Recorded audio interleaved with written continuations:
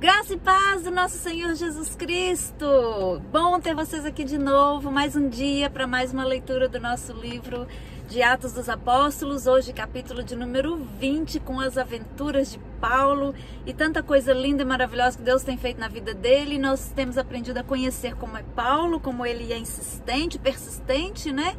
Mesmo sendo apedrejado, expulso, acusado, preso, chicoteado, ele não desiste de ir nas sinagogas e estar ali pregando para os judeus, né? Ele é muito insistente. Então hoje nós vamos ver o capítulo número 20, continuando aqui as aventuras, vamos ver o que mais acontece aqui. Então vamos lá, capítulo 20. Depois que cessou o alvoroço, Paulo chamou a si os discípulos e, abraçando-os, saiu para a Macedônia. Lembra do alvoroço, a confusão, que tinha gente que estava ali que nem sabia o porquê que estava ali? Então, a hora que acabou aquele alvoroço lá, Paulo chamou a si os discípulos e, abraçando-os, saiu para a Macedônia. E, havendo andado por aquelas terras e exortando-os com muitas palavras, veio à Grécia.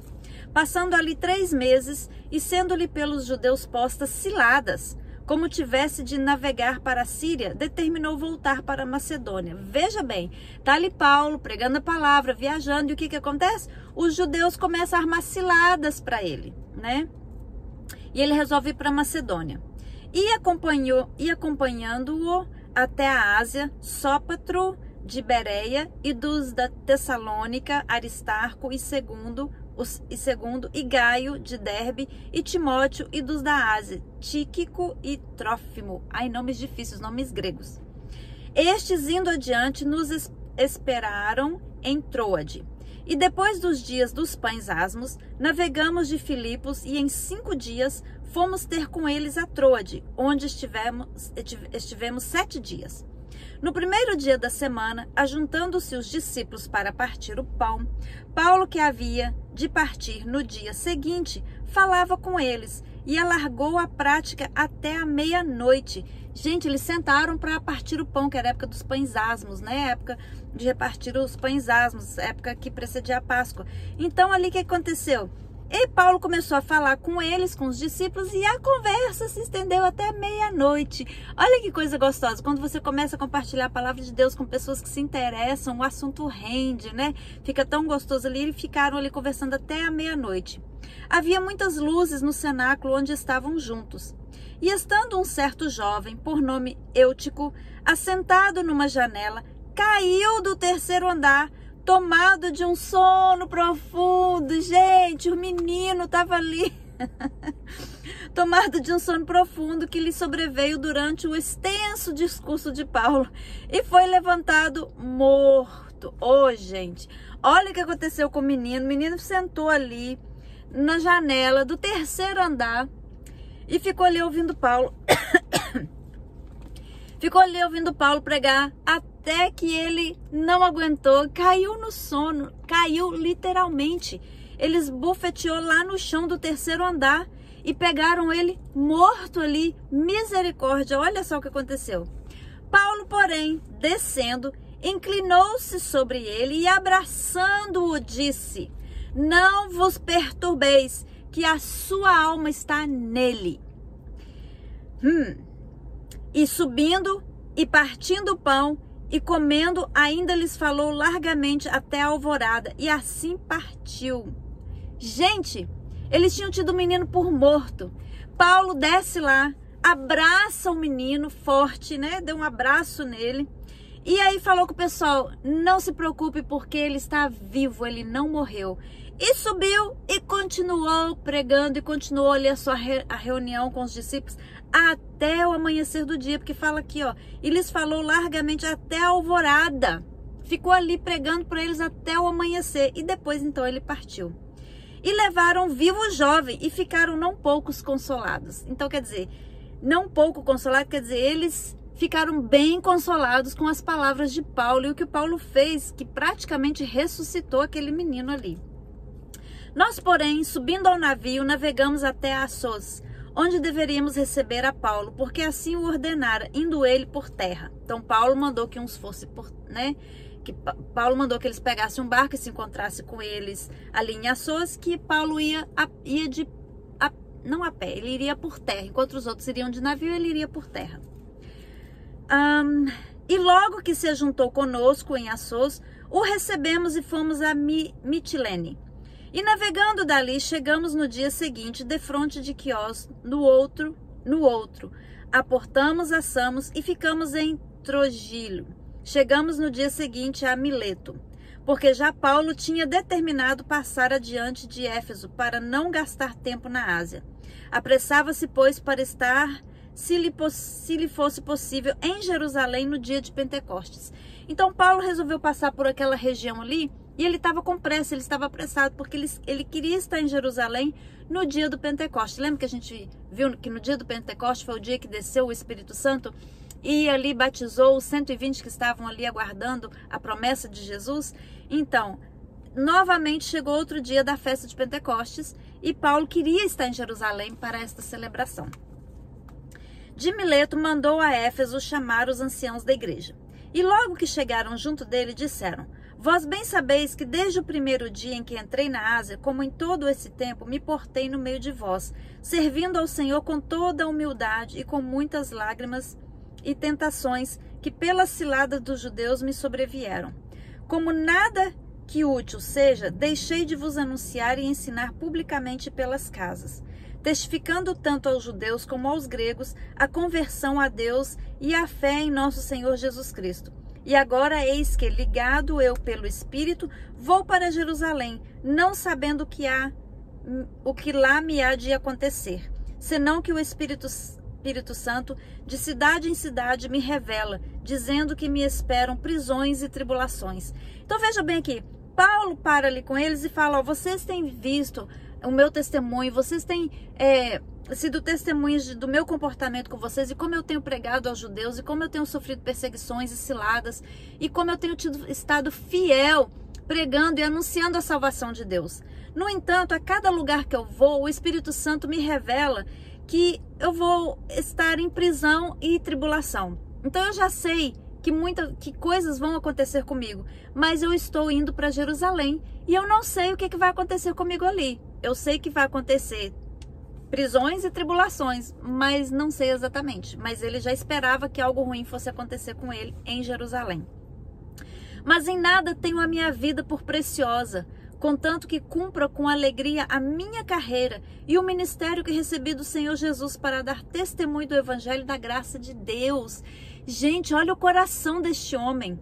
Ele não estava nem aí para o que ia acontecer com ele. Ele falou: eu sei que eu vou passar por prisões e tribulações e vou ser perseguido e não importa o que vai acontecer comigo.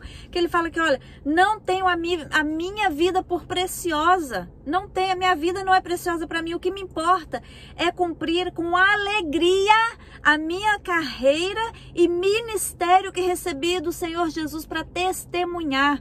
É com alegria que ele faz a obra, é com alegria que ele sofre as perseguições, as prisões. Olha o que a gente já falou em outros capítulos anteriores. O verdadeiro adorador, ele tem alegria no coração, até mesmo em tribulações, em dificuldades. Quantos de nós podemos falar que nos alegramos nas tribulações, nas prisões e nas dificuldades, gente? Vamos aprender aqui com o nosso apóstolo Paulo a ter esse coração aí de servir a Deus e de estar alegre e nos preocupar não com a nossa vida, mas nos preocupar em fazer a vontade de Deus e cumprir a carreira, cumprir a missão que Deus nos deu. E agora, na verdade, sei que todos vós, por quem passei pregando o reino de Deus, não vereis mais o meu rosto.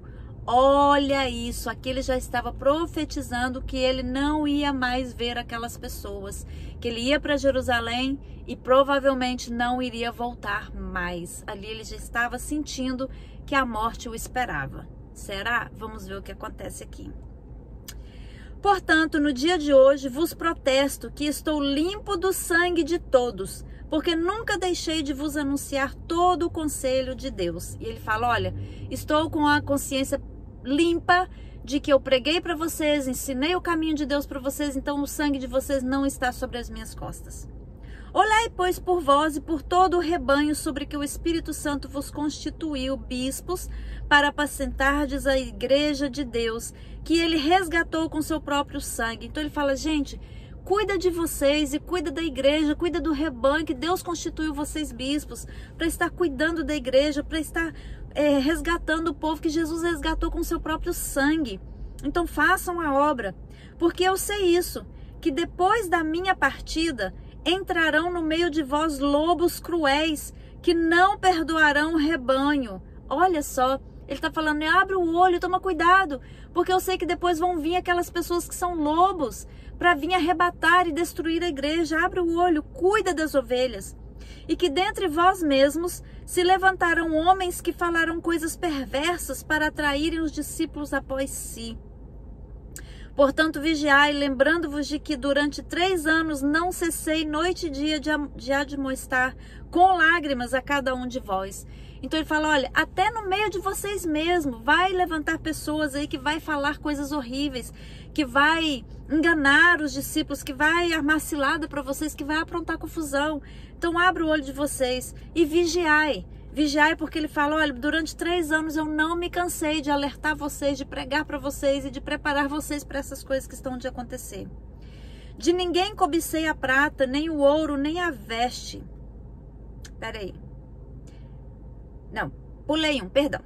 Agora, pois, irmãos, encomendo-vos a Deus e a palavra da sua graça, a Ele, que é poderoso para vos edificar e dar herança entre todos os santificados. De ninguém cobicei a prata, nem o ouro, nem veste. Vós mesmos sabeis que para o que me era necessário, a mim e aos que estão comigo, estas mãos me serviram. Então ele está falando assim, olha, durante esse tempo todo que eu estive pregando para vocês, eu nunca fiquei pedindo dinheiro. Eu nunca fiquei cobiçando prata, nem ouro, nem bens materiais. Nunca fiz isso por dinheiro. Nunca fiz isso para enriquecer. Pelo contrário, essas minhas mãos, ele fala, as minhas mãos, ele fala, com essas mãos, como é que foi a expressão que ele usou aqui? Essas mãos me serviram. Lembra que ele fazia tendas para sobrevivência? Então ele vivia das tendas que ele fazia. E ele não pregava o evangelho por dinheiro, ele não estava ali por cobiça ou para enriquecer, como a gente infelizmente vê muito hoje, né? Mas ele estava ali com o coração porque ele só queria, o interesse dele era ganhar almas para Jesus. E isso é o que tem que estar no nosso coração, é o ganhar almas para Jesus. Se você canta, canta para Jesus. Se você prega, pregue para Jesus. Se você trabalha com crianças, trabalhe para Jesus. Se você trabalha com louvor, louve para Jesus. Se você trabalha com os jovens, faça para Jesus. Com mulheres, faça para Jesus. Não faça para se enriquecer por dinheiro ou por ter para adquirir fama, ou para adquirir seguidores, ou para adquirir posição, né? Enfim, a obra para Deus tem que ser feita de coração e para Deus, e não para benefício próprio. Amém? Serviram. Tendo-vos mostrado em tudo que, trabalhando assim, é necessário auxiliar os enfermos e recordar as palavras do Senhor Jesus que disse, mais bem-aventurada coisa é dar do que receber. E ele ainda fala, lembra eles, fala assim, gente, não se esqueçam dos enfermos, não se esqueçam das pessoas necessitadas. Porque o Senhor Jesus disse, olha, mais vale dar do que receber. Maior é o seu lucro quando você dá do que quando você recebe. Porque maior é a sua recompensa. Maior é a sua bênção quando você dá do que quando você recebe. Melhor é dar do que receber. E havendo dito isto, pôs-se de joelhos e orou com todos eles. E levantou-se um grande pranto entre todos e lançando-se ao pescoço de Paulo, o beijavam, entristecendo-se muito, principalmente pela palavra que dissera, que não veriam mais o seu rosto, e acompanharam-no até o navio. Eu fico emocionada de ler esse pedaço aqui, que ele falou tudo aquilo para aquelas pessoas ali, que ele sabia que algo de ruim ia acontecer com ele já estava sentindo, e no entanto ele estava ali pregando, estava se alegrando de fazer a obra de Deus, não por ganância, não por dinheiro, mas pelas almas, pelas pessoas que ele queria que fossem salvos. E aí então ele se ajoelha ali com eles e todos oraram junto com ele e choraram muito, porque eles entendiam que não mais iam ver o rosto de Paulo, e acompanharam ele até o navio. Amados, nós temos que ter esse coração de orar um pelos outros, de sentir a dor uns dos outros, de ter empatia uns pelos outros, ao ponto de você abraçar as pessoas, orar com elas e sentir ali a dor das pessoas e compartilhar com elas do seu sofrimento. Porque hoje em dia nós estamos vivendo época em que as pessoas estão ficando frias, em que as pessoas não estão se importando com ninguém, onde cada um só quer olhar para o próprio umbigo, para a própria necessidade, para a própria vida, para a própria ganância. Ai, que eu tô ocupada demais fazendo as minhas próprias coisas, e as pessoas estão ficando de lado, estão ficando abandonadas, as pessoas estão sofrendo sozinhas, estão ficando depressivas sozinhas, estão se suicidando sozinhas, porque não há mais esse sentimento de compartilhar, de sentir a dor do próximo e de orar junto, de abraçar essa pessoa que está sofrendo. Às vezes você vê uma pessoa passando por uma dificuldade e ao invés de abraçar e ajudar, o que a gente faz? A gente aponta o dedo e julga, e começa a julgar por que aquela pessoa está passando por aquilo, e começa a falar, deve ter feito algo de errado, deve ter pecado, deve estar pagando pelo que fez, está pagando, ainda que esteja pagando pelo que fez, ainda que esteja colhendo o que plantou. Não é nosso trabalho, não é nossa função julgar e condenar, porque Jesus veio e deu o sangue dele para nos salvar, para nos resgatar. E não é nosso papel julgar, o nosso papel é abraçar, é acolher, é levantar o que está caído, é ajudar o que está caído, e não fazer a pessoa se afundar mais. Então eu clamo a vocês pelo sangue de Jesus, que abrace o próximo. Vê alguém sofrendo, não fica julgando, falando que a pessoa está pagando, mas abrace, acolha essa pessoa, chora junto com ela, ora junto com ela e faça a obra de Deus, amados. Em nome do Senhor Jesus, eu suplico para vocês que o amor de Deus esteja fluindo no seu coração, que a misericórdia de Deus esteja fluindo na sua vida, que você possa praticar a misericórdia de Deus nas suas pregações, nas suas conversas, nas suas interações com as pessoas, que as pessoas possam ver em você o amor de Cristo, a misericórdia, o perdão de Jesus, e não acusação. Já basta o diabo que nos acusa o tempo todo, já basta o inimigo que fica nos acusando o tempo todo. Nós precisamos de mais compaixão, de mais amor, de mais pessoas que se importem conosco. Um beijo no coração de vocês. Deus abençoe o seu dia. Não esqueça de curtir o vídeo, compartilhar com as pessoas que você crê que possam ser abençoadas com este estudo dessa palavra. Que Deus abençoe o seu dia.